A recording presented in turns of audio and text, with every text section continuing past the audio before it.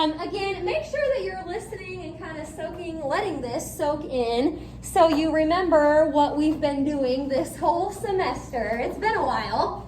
The first thing from chapter 4, section 4.1, is finding positive and negative coterminal angles.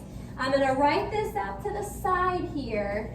To do that, you are either going to add or subtract 360 degrees or 2 pi, just depending on what they give you. If it's in radians, you'll add or subtract 2 pi. If they give it to you in degrees, use 360. Now remember, you can do that however many times you need to. If they ask you to find a positive coterminal angle and you add 2 pi once, but it's still negative, you can just add 2 pi again. You can do that however many times you need to. Now the complements and supplements, this would definitely be something that I would put on my cheat sheet because these were always kind of hard to remember.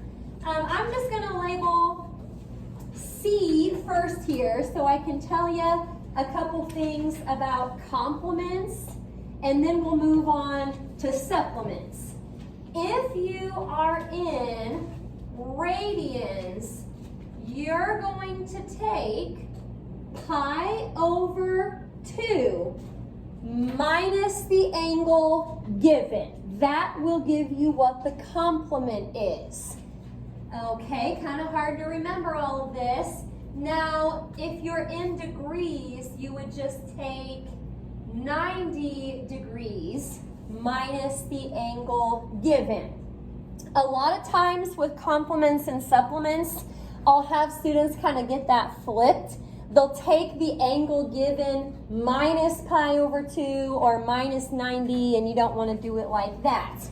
Now for supplements, let me kind of tell you what both of these were.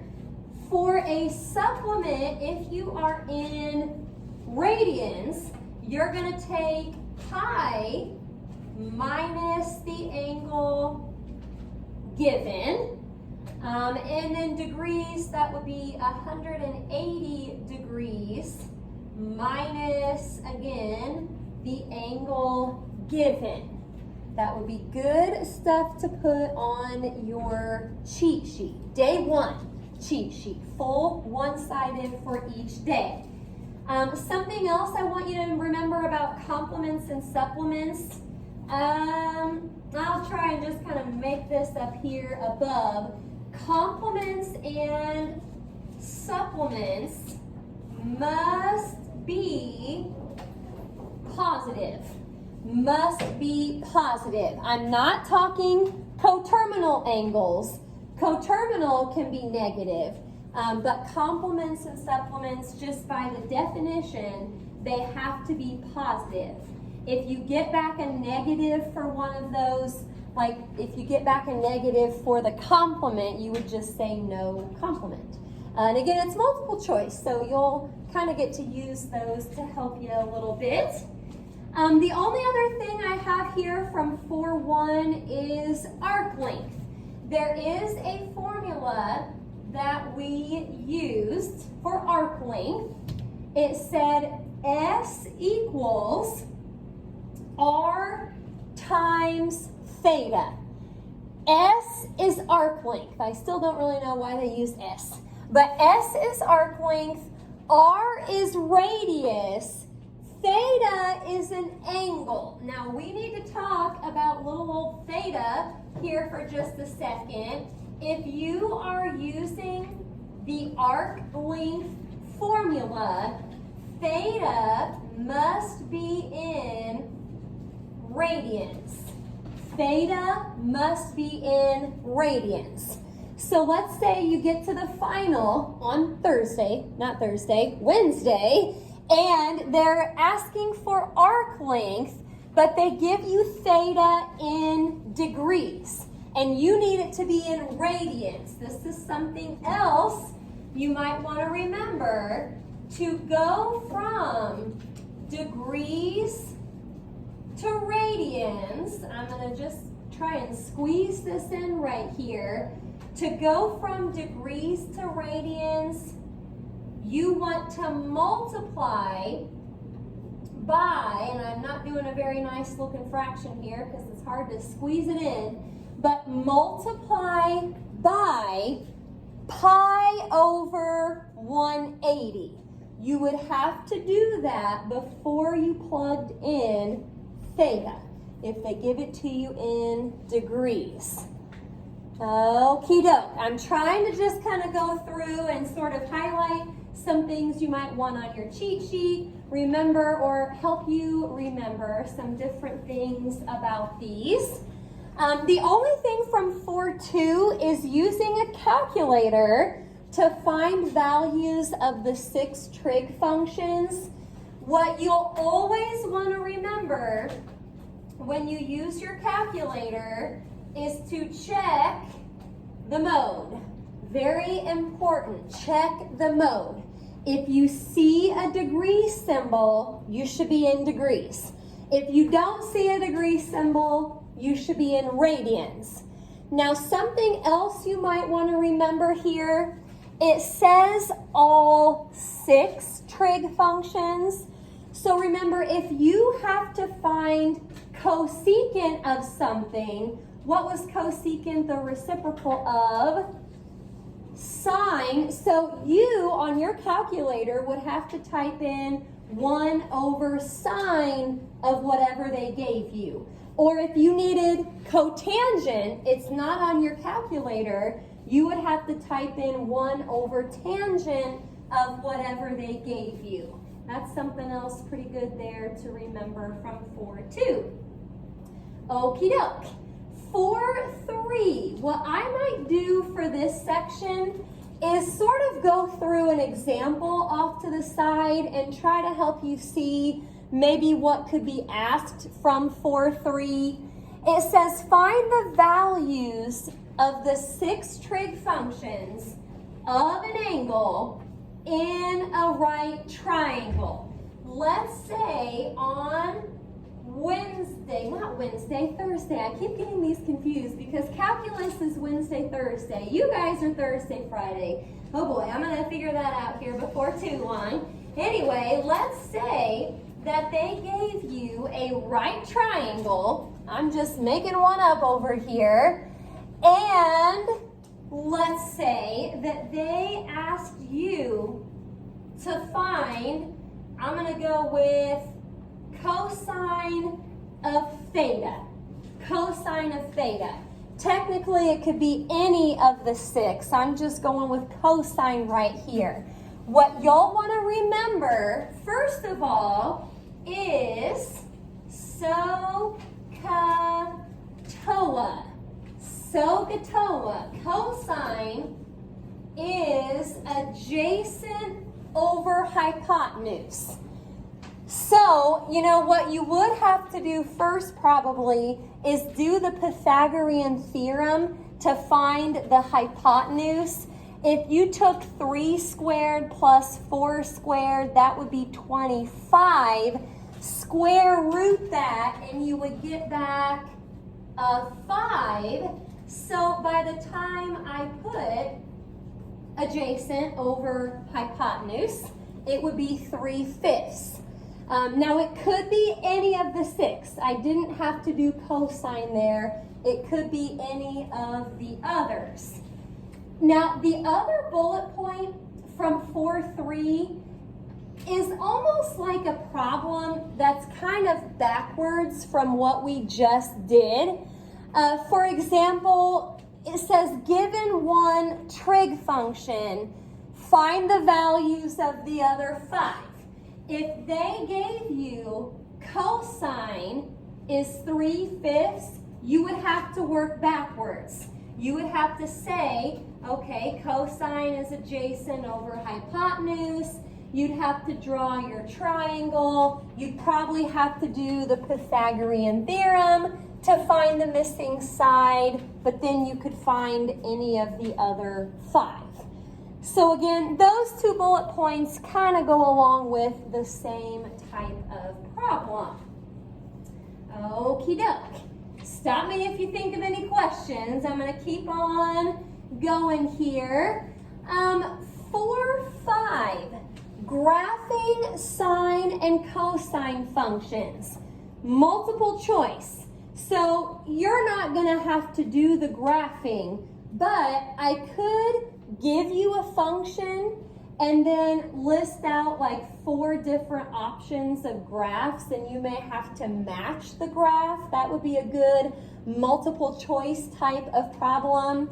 I could also ask you for the period or the amplitude. This is probably something we may need to write down. First of all, with our, maybe I should, it doesn't really matter if I start with sine or cosine, but first of all, this is how our functions were set up.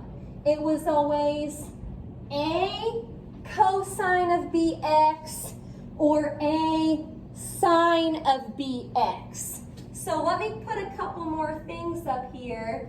If you are asked to find the period of a function, that would be a good multiple choice kind of question. To find the period, you're going to take 2 pi divided by b. 2 pi divided by b. If they ask you for the amplitude, that would be the absolute value of a. And remember, a is the number in front, b is the number multiplied by x. It'd be a good idea to kind of go back through some of those problems in your notes. Also, if you have room on your cheat sheet, in case there is a problem where you have to kind of match the graph, it wouldn't hurt to put your parent graphs on your cheat sheet. Or just put some examples or something so you remember how those graphs looked. Now, thinking of graphs, we didn't just do sine and cosine. We also did tangent, cotangent, secant, and cosecant. But looking at this outline, those are not listed. So that means secant, cosecant, tangent, cotangent, through my pencil. Those are not going to be on the final. You're only going to need sine and cosine. So that should help you when you're doing your cheat sheet. Okie doke. Can't think of anything else I really need from 4-5. Those other functions I think were 4-6, by the way, so it's not even listed up here. Now, moving on to 4-7 stuff. Hello there. Just kind of going through our outline up here if you want to jump in with us. I put under 4-7 an example of what this bullet point is talking about. I was afraid when I put using inverse trig functions and right triangles to evaluate expressions, but I don't even know what that's talking about. So an example is a good idea from 4-7. Let's kind of work with this for a minute. This is like a composite function. You've got a function in another function. We want to start with the part on the inside. Now, we are going to draw a right triangle, but I don't know what quadrant I'm in, and I'm looking for Handy Dandy. I know he's around here somewhere. There he is.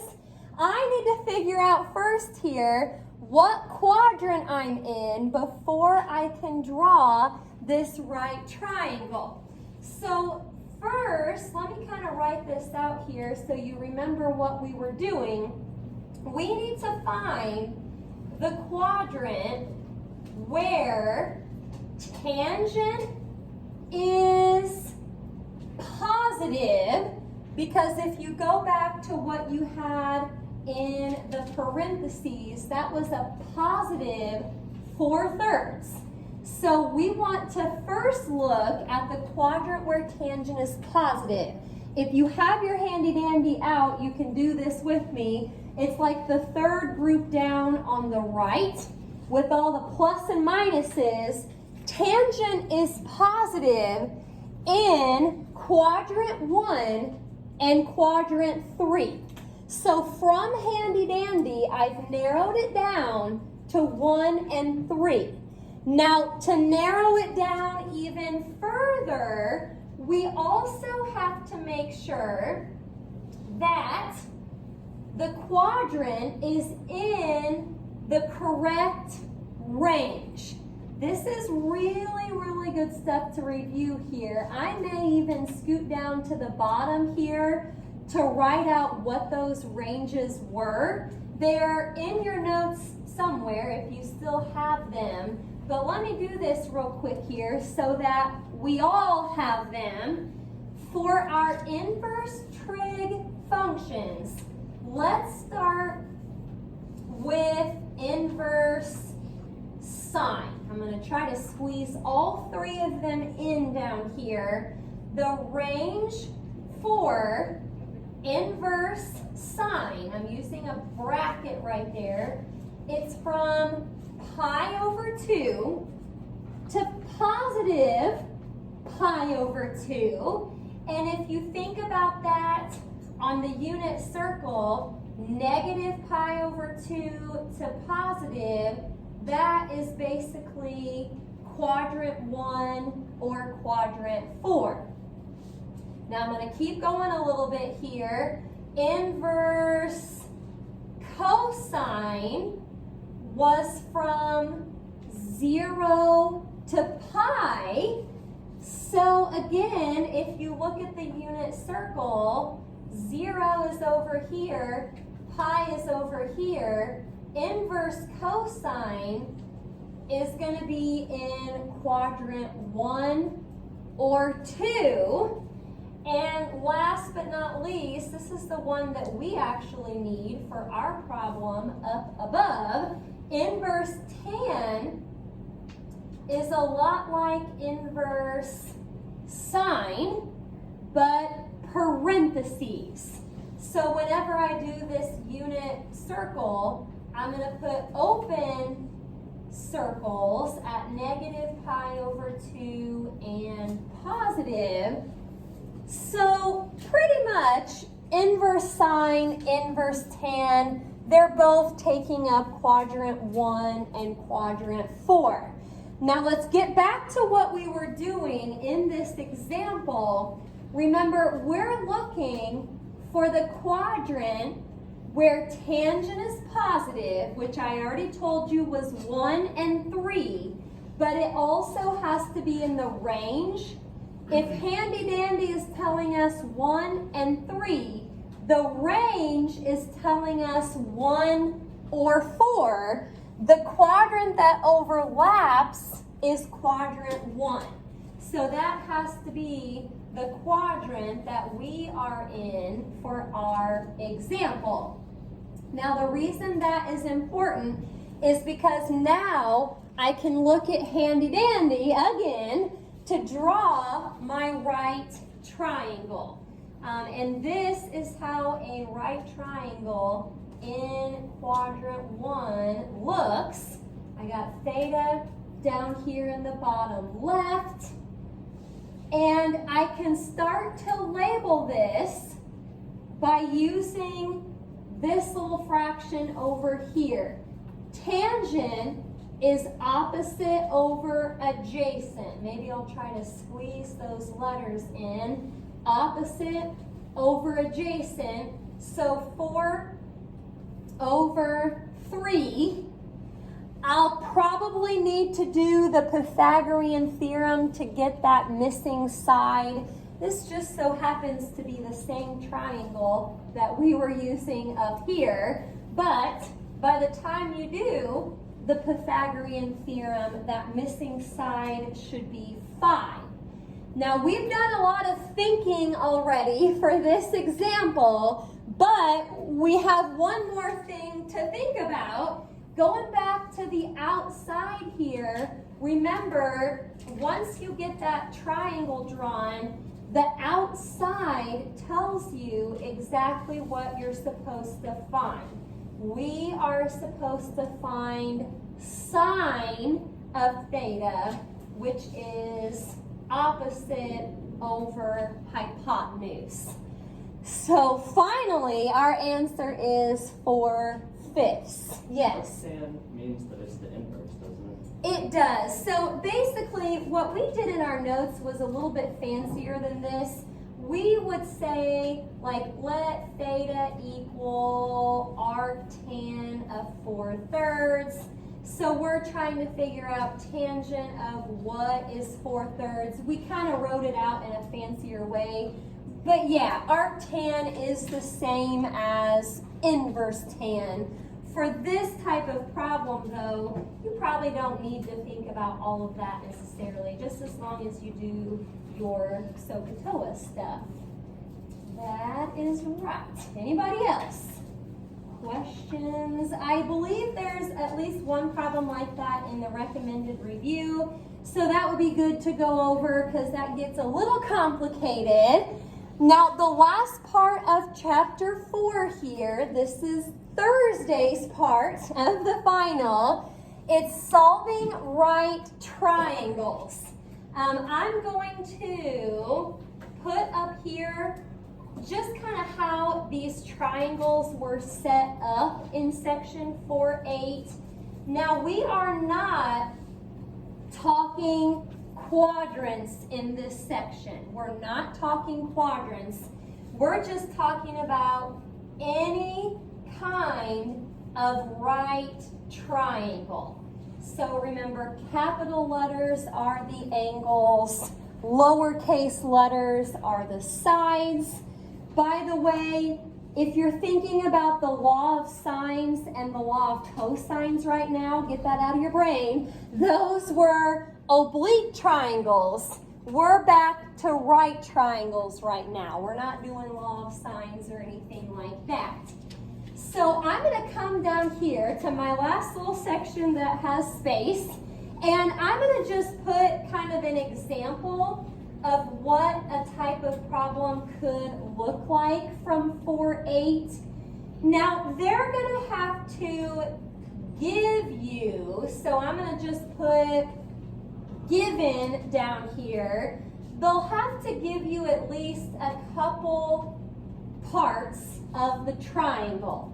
For our example that we're going to do right now together, let's say that they're giving us angle B is 54 degrees and little c, side C, is 15.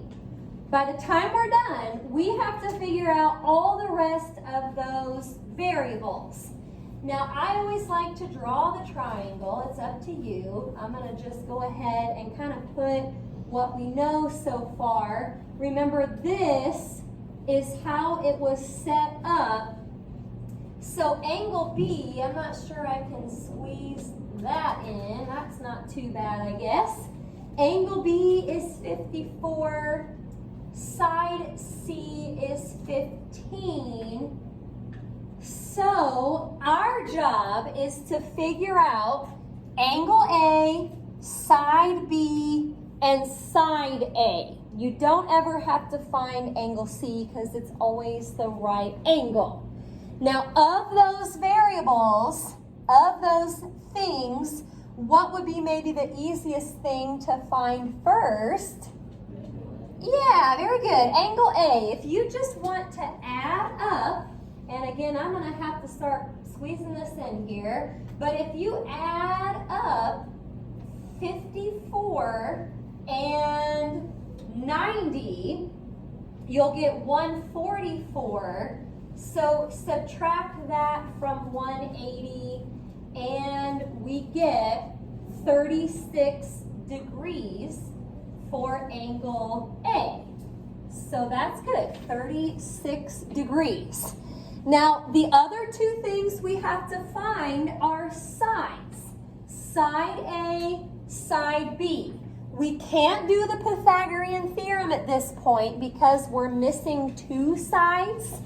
So what we're going to have to do is, and there's a lot of different ways you could do this, But we'll have to set up some kind of equation using SOHCAHTOA to find one of those sides. Now again, it's up to you which one you want to do next. I may come down here and find little a next, but again, I want you to know this is not what I have to do next. I just chose little a. Oh boy, well let's see here. Little a, how could I set this up? There's a couple ways you could do it. Here is what I'm gonna do. I'm gonna set up an equation using sine of 36 degrees. So I'm using angle A. Now remember, sine is opposite over hypotenuse. Here's 36. This is the angle I'm using in my equation. So opposite over hypotenuse would be A over 15.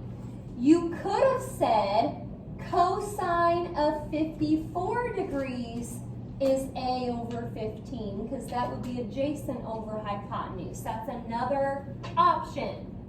Now, to solve that for A, you would have to multiply both sides by 15. So I'm going to squeeze this in. A equals, you can type that in to check if you want. It should be somewhere around an 8.82. The choices on the final should be very different. So, you know, if you get a number that's not exactly what the choice is, but it's very close, go with that one. It could just be a little bit different due to rounding. Okie doke. Now, to find the last side, which is little b for me, I'm going to do the Pythagorean theorem. So 8.82 squared plus b squared equals 15 squared. Getting kind of messy up here because I don't have a lot of room. But to type this in, you'll just take 15 squared minus 8.82 squared, but then you'll still have to square root that number. You can try it out. It's not 8, it's actually 12.1 or something close to that for little b. So again, I'll make sure the choices are different enough so that if you get something close to one of them, not exact, you should be able to still make a good choice. They'll all be different. Any questions about anything that we talked about there from day one side? Chapter 4 was a big one. So again, all of that stuff will be Thursday's part. You can do a full one-sided cheat sheet for that day. We'll talk about the back side on Monday. That will be Friday's part.